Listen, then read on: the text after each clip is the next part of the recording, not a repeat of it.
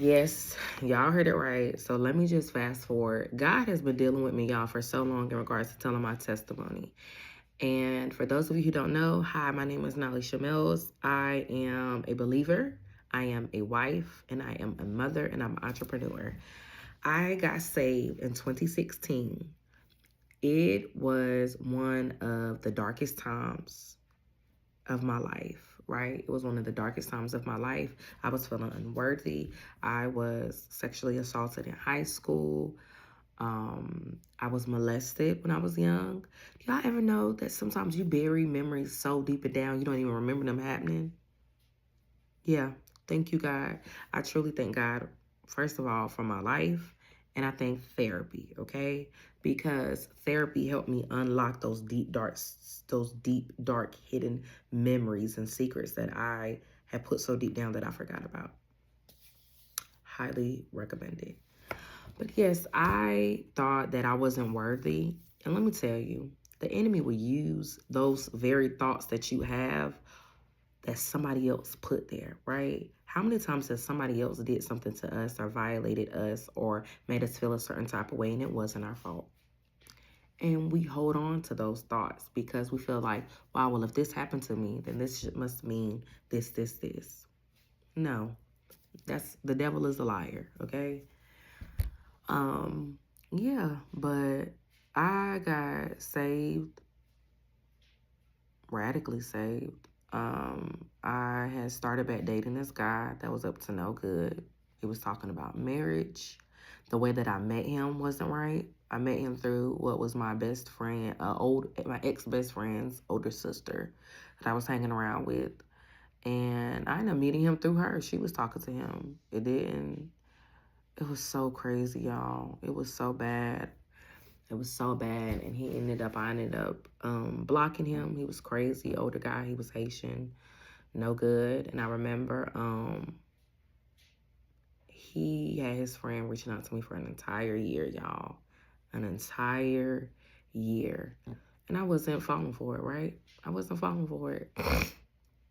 And then I remember, I think it was New Year's Eve, his friend reached out to me. And y'all have to, it was reaching out to me consistently for a year and was like, he just wants to talk to you, give him a chance. And I reached out to him, and it was one of the biggest, I don't say it was one of the biggest regrets now because I know now that God allowed it to happen so that he can save me. Long story short, we ended up, started back talking, started back dating. Y'all, this man was talking about marrying me. He wanted me to have this baby.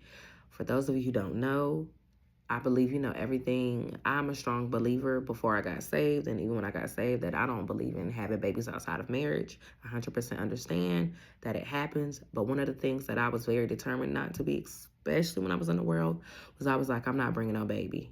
I'm not bringing no baby in this world, and I'm not married. People used to tell me I was living this fantasy world because I always said I'm going to get married first, and then I'm going to have happy, and then I'm going to have my children. Me and my husband are going to live happily ever after. We're going to have our dream home and all of the great things. And I used to get fussed out, y'all, because people used to tell me that that's a fairy tale, and also they were projecting, right? Because they had family members or, people that they knew who that was the way that they did it, right? They didn't get married. They had children first. And I honestly am not trying to, condemn anyone, make you feel bad. I just knew unsaved Nalisha, that my grandmother just kind of instilled in me. That's one of the things you don't do, right? So that stuck with me. So I remember thinking this man, y'all, convinced me to get my birth control taken out. And we were sexually active, and he knew how I felt, and he was just like, he wanted to marry me and all of this stuff. Y'all ever know, I don't care what nobody says, you get this gut feeling when you about to do something you ain't got no business doing, or you about to ruin your life. Because baby, I was sick, y'all. I was like, I don't know what this feeling is. Like, one thing I truly thank God for is, baby, God is not going to let you sit in no mess without a warning. Even if you think he's not listening to you, I didn't feel like God knew who I was. I didn't really know who God was. I knew the concept of God. I believed that God was the waymaker, right? I didn't know him as the waymaker, sorry. I knew that God was the creator and that he saw all things. And because he saw all things, I used to be like, God don't really probably want nothing to do with me because of all of the stuff that I've done. Whew, the devil thought he had me, y'all. Oh my gosh. But anyways, I remember in my grandma's bathroom, I ended up having a friend. I will not say her name, but I ended up meeting her when I was working at Noodles and Company. After I graduated high school, I was working 3 jobs, and Noodles and Company was one. I was the catering manager. Absolutely loved it. And I remember that's where I met her, and I thought she was really fun. She was really cool. And I remember she had an older boyfriend that I always thought was weird. He just gave me very weird vibes. Long story short, she ended up coming out to me telling me that she was an escort and that older guy was not her boyfriend, that was her pimp.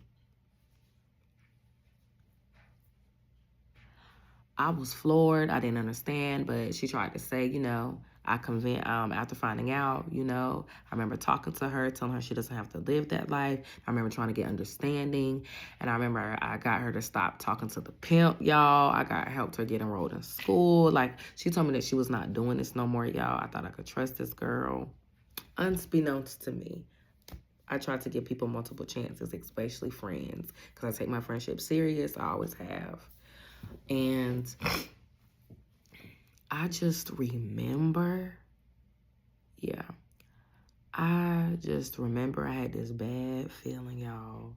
This man went out of town to Florida, because for his brother's wedding, he was saying that when he got back, he was gonna go get married. He wanted to go ahead and start having babies, y'all.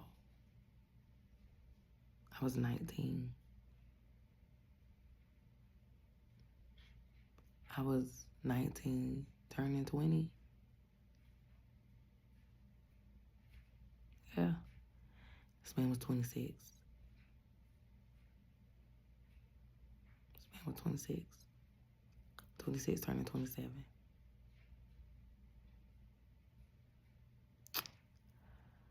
I just remember having this feeling, in my stomach that something was off, right? Something was wrong. And y'all, I was scared. I was in a prayer, right? And I remember praying, going to my grandma's bathroom. And I remember saying, God, it's me. I know you probably don't know me. I know I probably have done some things that you are looking down on me for. I know my lifestyle isn't pleasing to you, but I said, God, if you hear me, if I am about to make a mistake, I need a radical sign before this man come back. Because I said I do not want to make one of the biggest mistakes of my life. Let me just tell y'all, God, y'all know what the Lord did? The same day, y'all. Immediately after I prayed that prayer in my grandmother's bathroom in 2016, I got a phone call. And in that phone call, it revealed that the person that I thought was my friend was sleeping with my man, the escort.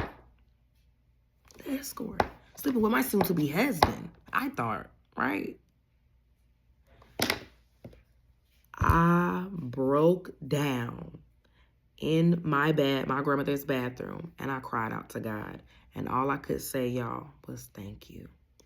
Thank you, God. Thank you, God, for showing me the truth.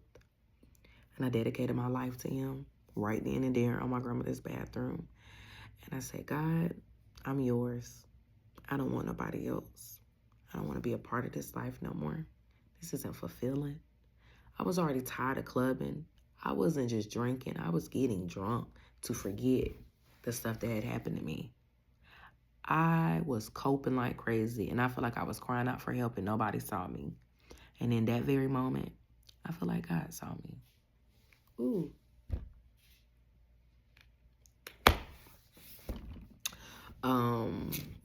that was a lot. That's part one. Stay tuned for part two. I got to get myself together. But I am going to post part two of my testimony. Woo. So y'all stay tuned. Thank you for watching if you made it this far.